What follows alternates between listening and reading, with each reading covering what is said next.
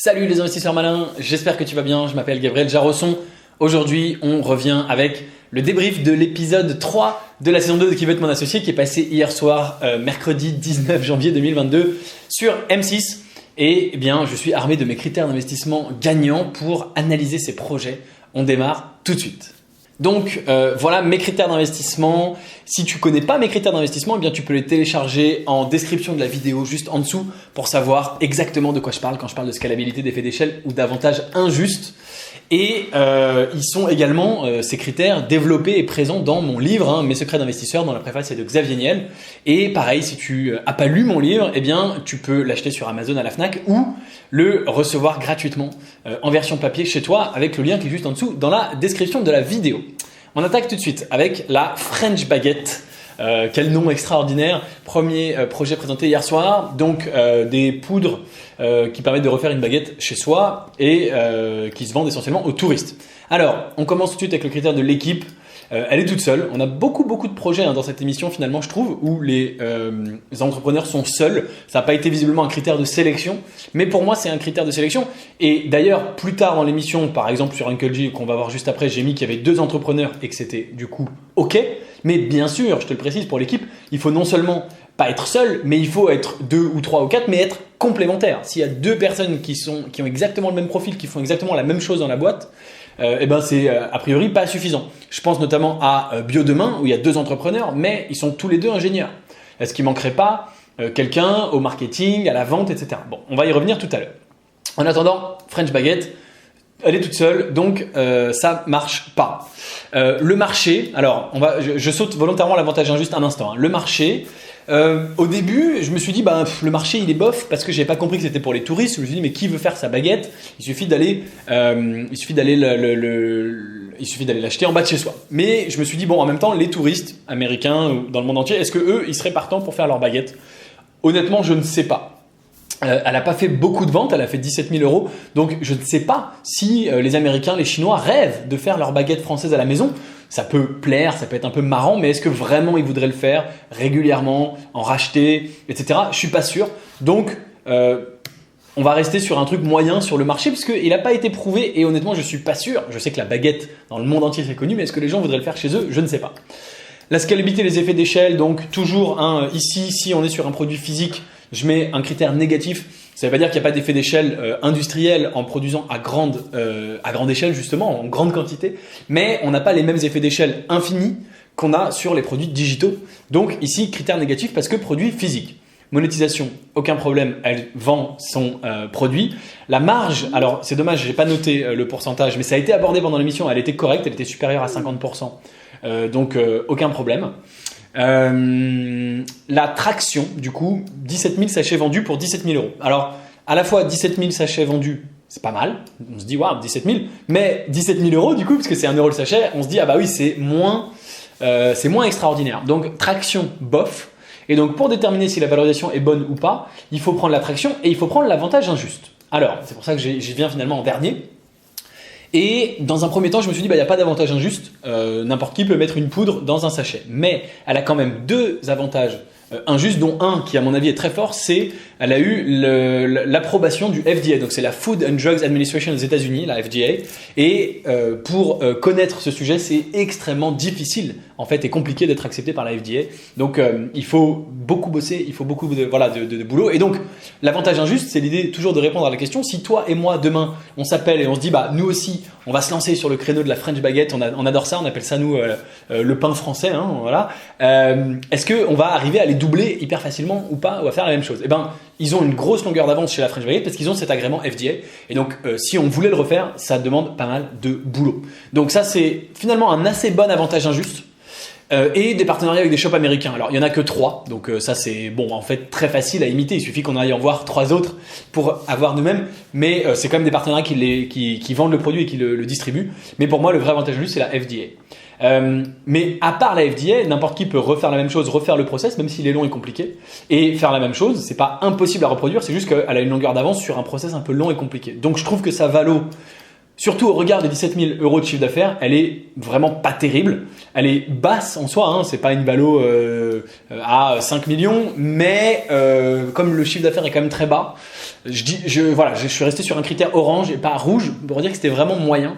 Mais voilà un petit peu ce que ça donne pour French Baguette. Dis-moi ce que tu en penses en commentaire. Dis-moi si tu penses que l'avantage injuste, il est justifié ou pas. Et dis-moi ce que tu penses de la valorisation. On enchaîne avec Uncle J. Donc Uncle J, ils sont bien deux entrepreneurs qui créent une marketplace pour être précis, pour revendre des baskets d'occasion, mais en très bon état, qui ont été nettoyées et restaurées. Alors, ils sont deux, donc comme je te l'ai dit à l'instant, il faudrait voir la question de la complémentarité. Est-ce qu'ils sont vraiment complémentaires ou pas? Pas sûr, ça n'a pas été abordé, l'émission passe trop vite, voilà. Mais évidemment, si moi je voulais aller plus loin et investir, je travaillerais sur ce sujet-là, je me renseignerais sur ce sujet-là. Le marché des sneakers, aucun problème, c'est un gros marché. Et en théorie, c'est scalable. Il y a des effets d'échelle puisque c'est une marketplace. Donc eux, ils font le site web et ils n'ont rien à faire. Ils peuvent faire des millions et des millions de chiffres d'affaires, de commandes, et ils n'ont rien à faire à part empocher la commission. Mais il y a un gros problème sur la scalabilité et c'est très dommage, c'est qu'il y a un nettoyage manuel. Donc chaque chaussure, avant d'être mise en vente, doit être nettoyée manuellement par un expert. Et donc là, on perd les effets d'échelle puisque pour chaque paire de chaussures vendue, il faut effectivement quelqu'un qui vient les nettoyer. Il faut une intervention humaine. Donc c'est comme si, je sais pas, à chaque fois qu'il y avait un Airbnb qui était loué, il y avait quelqu'un de chez Airbnb qui devait se déplacer pour inspecter les lieux, pour le nettoyer, le remettre en état, etc. Donc, et évidemment, il y a des gens qui nettoient l'Airbnb, mais c'est le propriétaire qui s'en occupe, donc ça n'a rien à voir. Donc ici, c'est dommage, on perd le côté hyper scalable, puisque eux-mêmes, ils vont devoir, pour chaque vente, chaussure mise en vente, la renettoyer. Donc ça, c'est un peu dommage, parce que sinon, on était sur une marketplace, un truc hyper scalable, c'était super bien. La monétisation, ça n'a même pas été abordé dans l'émission, mais évidemment, ils prennent une commission sur les chaussures qui sont vendues. Et la marge, c'est un petit pourcentage. Ils vont prendre une commission de 5, 10, 15, 20, peut-être 30%, vraisemblablement entre 5 et 20. Mais c'est ce qu'on appelle de la petite marge sur gros flux. C'est le principe des places de marché. C'est exactement le cas d'Airbnb dont je viens de te parler, de Uber, de Amazon, etc., etc. Si tu prends une petite marge, mais que tu es une place de marché et que tu n'as rien à faire à part être la place de marché et que tu n'as pas justement de manuellement faire quoi que ce soit, comme c'est le cas ici, eh bien, petite marge sur gros flux, ça marche très bien et c'est super. On arrive à la traction, 135 paires vendues après 2 ans et 2500 € de chiffre d'affaires. Donc ça, c'est un grand non. Du coup, la valorisation, on n'a même pas parlé de l'avantage injuste, mais la valorisation, 1 million, c'est non pour avoir vendu 135 paires. Et l'avantage injuste, eh bien, il est inexistant. Alors, les places de marché, elles ont un avantage injuste quand elles deviennent grosses. Par exemple, Airbnb a un avantage injuste aujourd'hui, c'est que c'est le plus grand stock de maisons, d'appartements en location. Donc, si tu veux aller en Airbnb au Mexique, à Tombouctou ou à Madrid ou peu importe, tu vas aller sur Airbnb parce que tu sais que c'est là que tu as le plus de stock, le plus de choix. Le plus de références. C'est la même chose avec Amazon. Pourquoi les vendeurs veulent vendre sur Amazon? Parce qu'il y a beaucoup de clients. Pourquoi les clients veulent acheter sur Amazon? Parce qu'il y a beaucoup de vendeurs. Bon, ici, ils ont pas beaucoup de vendeurs et pas beaucoup de clients, donc ils sont tout petits. Et puis, ils ont des concurrents de taille, notamment StockX, qui est quand même le leader incontesté de la chaussure, de la sneakers, y compris d'occasion. Et j'ai regardé pendant l'émission, StockX livre en France. Donc, c'est comme si demain, tu voulais créer un petit Amazon. Tu as quand même très peu de chance en arrivant en 2022, 10 ans après la bataille. Et c'est la même chose pour eux. Alors, il faudrait, charge à eux de démontrer qu'ils arrivent à générer de l'attraction et à faire des ventes que StockX ne fait pas. Et à ce moment-là, ils peuvent se faire une place dans le milieu de la sneakers d'occasion. Mais ils ne l'ont pas démontré. Si toi, demain, tu me dis je crée un concurrent d'Amazon, mais regarde, j'ai une traction de fou, et je me dis bravo, t'es super fort, t'arrives à prendre des commandes à Amazon. Mais ils ne l'ont pas démontré. Donc pour moi, on n'est pas bon sur l'avantage injuste, on n'est évidemment pas bon sur la valo. C'était Uncle J. On revient on continue avec Bio Demain. Donc pareil, 2 entrepreneurs pour l'équipe, j'ai mis un critère vert, il faudrait vérifier qu'ils sont complémentaires. Ici, ils sont tous les 2 ingénieurs, donc pas sûr. On va le mettre complémentaire, point d'interrogation. Il manque un E, évidemment. Voilà. Est-ce qu'ils sont vraiment complémentaires? On n'est vraiment pas sûr. Le marché. Alors le marché du bio, au début j'ai dit oui bien sûr ça va bien, mais je me suis rappelé que le bio avait fait moins 6% en 2021 en France, donc ça y est, le bio est en décroissance en France, enfin ça y est, en 2021 le bio est en décroissance en France. Alors 2021 était certainement une année particulière, mais intéressant de voir que un marché qui diminue, c'est pas un bon marché. On veut un marché en croissance, il a été en croissance pendant très longtemps, mais là il diminue. Donc comme c'est un gros marché et qui va pas disparaître, je vais pas mettre un critère rouge, mais il est quand même en décroissance, donc je mets quand même un orange parce que c'est évidemment embêtant. Scalabilité, effet d'échelle, même chose, on est sur un produit physique, ici on est sur 100% du pur produit physique, donc on n'a pas une scalabilité infinie des produits digitaux. La monétisation, c'est ok, ils vendent des produits. La marge, elle est très mauvaise. Tu sais que pour avoir un critère, un point vert, il faut au minimum avoir 50% de marge. Ici, ils sont à 20% aujourd'hui, ils visent 30% à terme. Donc, c'est une boîte qui aura jamais suffisamment de marge. Je suis d'ailleurs surpris parce que dans l'épisode précédent, avec les jus de fruits, le magicien bio, si je dis pas de bêtises, Anthony Bourbon avait dit au fondateur, si t'as pas 50% de marge, tu t'en sortiras pas dans ton métier de grande distrib, c'est impossible. Et ici, personne leur a fait la remarque. Donc, bien sûr, on sait pourquoi il n'y a pas de marge. Ils veulent faire des faibles marges volontairement pour donner plus d'argent aux agriculteurs, ce qui est très très honorable et tout à fait, c'est une super mission, mais ça va être compliqué pour eux de s'en sortir avec des marges aussi faibles. Donc, en tout cas, critère négatif pour moi. Pour ce qui est de l'attraction, 100 magasins dans lesquels ils sont référencés et ils ont fait 30 000 euros de chiffre d'affaires en 2019, 150 000 en 2020 et 1 million en 2021. Si j'ai les bonnes années, en tout cas, ils ont fait les 3 années successives, 30 000, 150 000, 1 million. Donc là, il y a une super traction. Quel est leur avantage injuste ? Pas énorme, mais il y a quand même un avantage injuste, c'est qu'ils sont référencés dans 100 points de vente. Si toi et moi demain on veut créer la même chose, il faut qu'on aille chercher les points de vente et c'est pas facile d'entrer dans des points de vente. Donc ils ont quand même ça pour eux. Et puis en plus leur marque auprès des agriculteurs. C'est-à-dire que les agriculteurs les connaissent, ils ont dit qu'ils avaient 100 agriculteurs cette année, 500 l'année prochaine, donc ils sont connus, les agriculteurs veulent travailler avec eux. Pareil, si toi et moi demain on veut faire la même chose, il faut qu'on aille voir des agriculteurs, il faut qu'on arrive à les convaincre de bosser avec nous. Donc l'avantage injuste, il existe. Je ne dis pas qu'il est excellent, mais il existe, il est là, il y a un vrai truc. Et il y a une vraie traction. Pour autant, je trouve moi la valo assez élevée, 2,2 millions pour une boîte qui fait certes 1 million de chiffre d'affaires, je crois que c'est du prévisionnel, mais avec 20% de marge, donc c'est une boîte qui va faire, disons 200 000 de résultats, et encore, de marge, ça doit être une marge brute, avant qu'ils se payent avant quoi que ce soit, donc on est à plus de 10 fois la marge brute et le résultat net, il doit être vraisemblablement à 0. Et donc, c'est toujours difficile de valoriser des boîtes comme ça. D'ailleurs, ça a été dit pendant l'émission. Est-ce que vous êtes là pour faire des profits ou pas ? Est-ce que vous êtes une vraie entreprise ou pas ?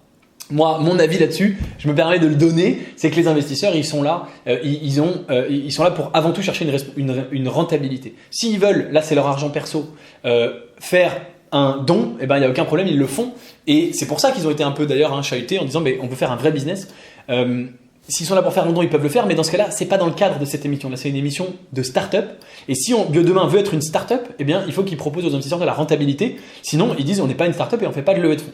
Et je voulais dire autre chose, c'est que dans cette émission, les investisseurs, ils investissent leur argent perso, mais la plupart du temps, dans 90% des gens, les gens qui investissent, c'est en général par exemple des fonds d'investissement, ils ont ce qu'on appelle des LPs, des limited partners, c'est-à-dire des gens qui leur ont confié leur argent pour investir. Et donc ils ont une responsabilité auprès de ces gens de générer de la plus-value. C'est la même chose dans le club Léonis Investissement. Moi, si je propose un investissement aux membres du club Léonis, ils sont dans le club, ils ont payé une adhésion pour que je leur propose des projets rentables avec du potentiel pour qu'ils gagnent de l'argent.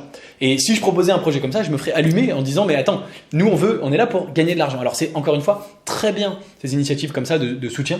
Mais il ne faut pas oublier que encore une fois, dans ce cas-là, il faut faire effectivement des campagnes sur lita.co ou ce genre de choses, mais il ne faut pas rentrer dans le jeu de la startup, dire on est une startup, on fait une levée de fonds, il faut aller chercher des dons.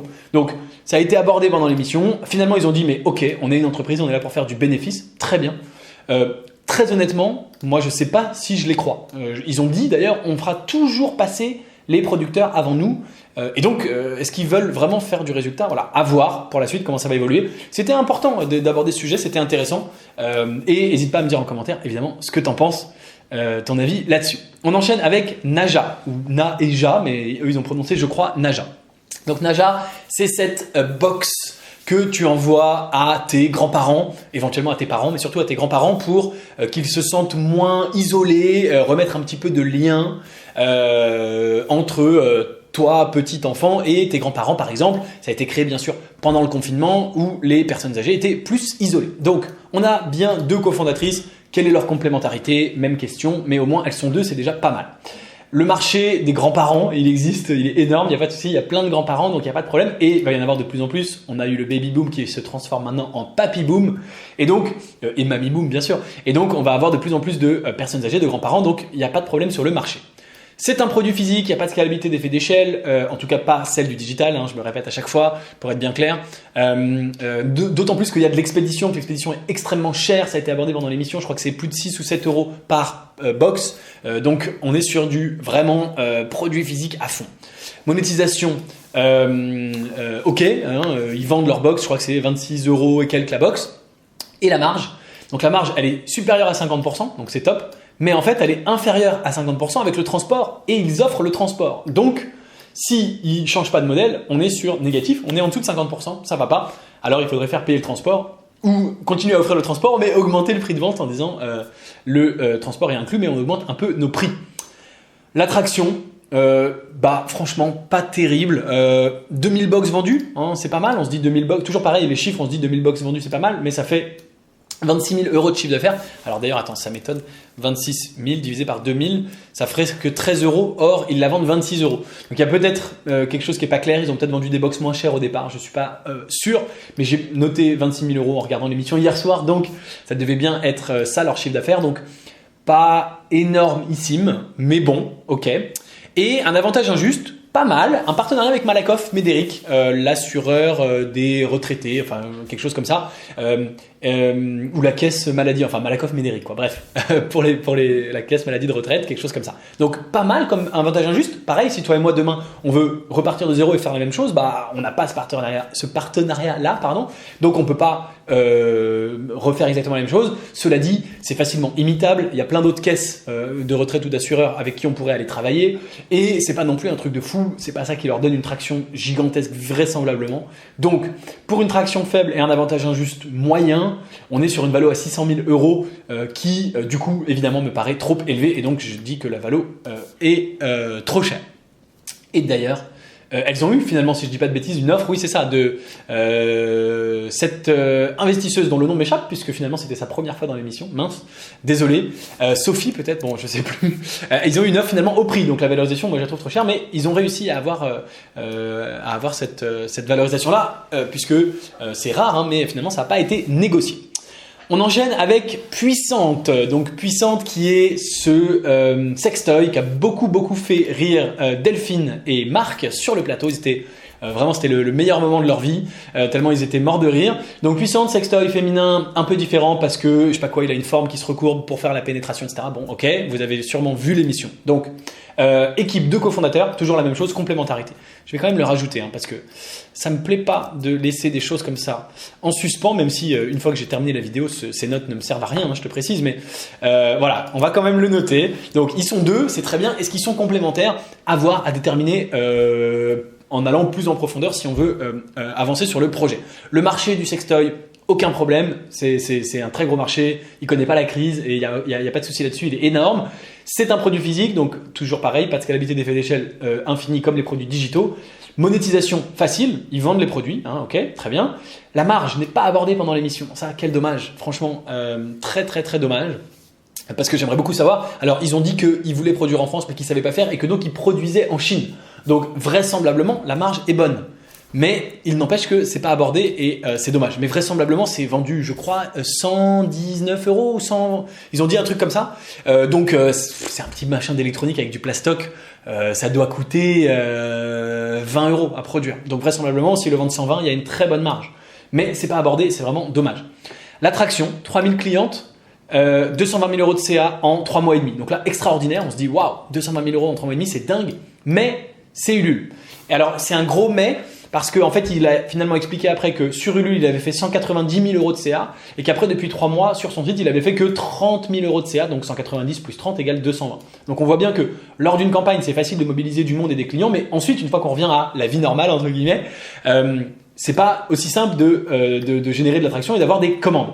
Donc, et d'autant plus qu'ils n'ont pas livré ces commandes, hein, si je dis pas de bêtises. Tout ça, c'est en fait des précommandes, et il faut maintenant les produire et les livrer.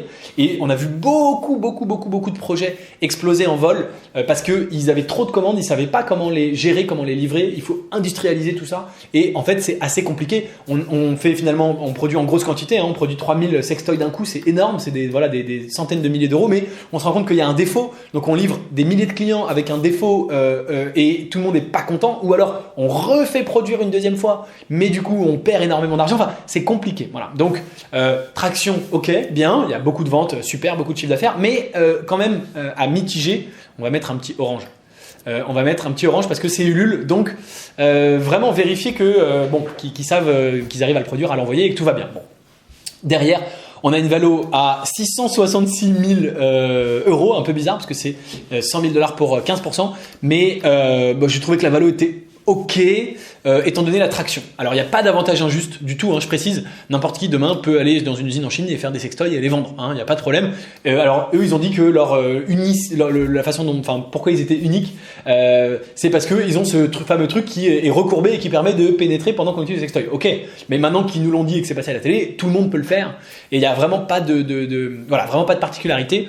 Donc ça c'est évidemment embêtant sur ce projet-là, il est complètement facile à reproduire. La valorisation est pas déconnante quand on prend le chiffre d'affaires. C'est pour ça que j'ai mis OK pour la valorisation, grosso modo. Après, on pourrait dire qu'elle est trop élevée étant donné que c'est un projet qui a pas d'avantage injuste et qui a pas encore livré. Donc, on pourrait très bien dire que la valorisation, elle est mauvaise. Hein. Il y a pas de tout ça, c'est jamais noir ou blanc, c'est un ensemble. Donc, on peut dire les deux. On va dire bien ou pas bien au choix. Mais par rapport à l'attraction, encore une fois, c'est gérable. On termine avec Poppy qui est passé donc en vraiment toute fin de soirée après la page de pub en deuxième partie d'émission. J'étais très content de voir Poppy puisque j'ai eu la chance de faire un podcast avec la fondatrice Audrey dans laquelle elle pitchait son projet et j'étais l'investisseur. Donc c'est presque comme si j'étais dans le fauteuil de Qui veut être mon associé. Elle présentait son projet et j'étais là pour la challenger et c'était un podcast vraiment hyper intéressant, hyper sympa. J'avais trouvé très très intéressante son histoire, son produit et son business. Donc voilà l'analyse que je n'avais pas faite à l'époque pendant le podcast, mais que j'ai fait donc hier soir pendant l'émission. Donc elle est visiblement toute seule, donc forcément critère négatif. Il y a un marché incontestablement énorme, il n'y a pas de problème. Hein. Donc je rappelle, Poppy c'est le papier de toilette recyclé, bio, bon pour l'environnement, etc., etc. On est sur un produit physique, donc toujours la même chose. Monétisation, aucun problème, ils savent comment vendre le produit. La marge, toujours pas abordé, donc très embêtant. Son produit est vendu assez cher, c'est plus d'1 € le rouleau. Je pense que la marge est bonne, à mon avis, mais c'est pas abordé, c'est vraiment dommage. L'attraction, elle est assez chouette. 500 000 € de chiffre d'affaires en 2020, donc plus d'un demi-million de chiffre d'affaires. Et rouleau par rouleau, il faut le faire pour faire un demi-million, hein, parce que c'est à peu près 1 € et quelques le rouleau. Donc il faut en vendre. Donc ça, c'est super. Avantage injuste, pas énorme de base, c'est du papier toilette, n'importe qui peut le faire. Il n'y a pas de recette secrète de fonctionnement du papier toilette, mais elle a quand même 50 distributeurs magasins. Donc, comme un peu on l'a vu tout à l'heure pour nos amis Bio Demain avec leur point de vente, eh bien ici il y a 50 distributeurs. Donc c'est pas mal. Si toi et moi demain on veut vendre du papier toilette, on part de zéro, on n'a pas de distributeur. Et donc il faut aller créer ces relations et c'est pas évident. Donc pas mal sur l'avantage injuste. On a par contre une valo à 2,5 millions du coup. Alors à mon avis, elle a une valo élevée parce qu'elle a déjà fait des levées de fonds précédentes et donc elle est obligée de monter sa valo pour pas diluer ses précédents investisseurs. Pas trop diluer ses précédents investisseurs, mais pour une boîte qui fait 500 000 de CA avec un résultat qui doit être bien inférieur à ça, forcément, même si on connaît pas la marge. Même s'il y a un petit avantage injuste quand même de distribution, mais je trouve quand même que 2,5 millions de valo, pour moi, c'est vraisemblablement un petit peu élevé. Voilà, ça y est, on a fait le tour, on a terminé. Donc merci d'avoir regardé jusqu'au bout. Bien sûr, si la vidéo t'a plu, aime-la, partage-la. Si t'es pas abonné à la chaîne YouTube Léonis, abonne-toi, ça m'aide beaucoup à avancer. T'as le bouton s'abonner qui est juste là, ou là, gros bouton rouge. Tu peux même activer la cloche pour ne pas rater les prochaines vidéos, notamment jeudi prochain, le 27 janvier vraisemblablement, je publierai le débrief de l'épisode 4 et ainsi de suite jusqu'à la fin de la saison. Et puis pour la saison 3, 4 et la saison 19, on se retrouvera systématiquement. Donc voilà, n'hésite pas à me dire en commentaire si tu es d'accord, pas d'accord avec mon analyse sur toutes ces startups. Et moi, je te dis à très bientôt pour une prochaine vidéo. Ciao, ciao.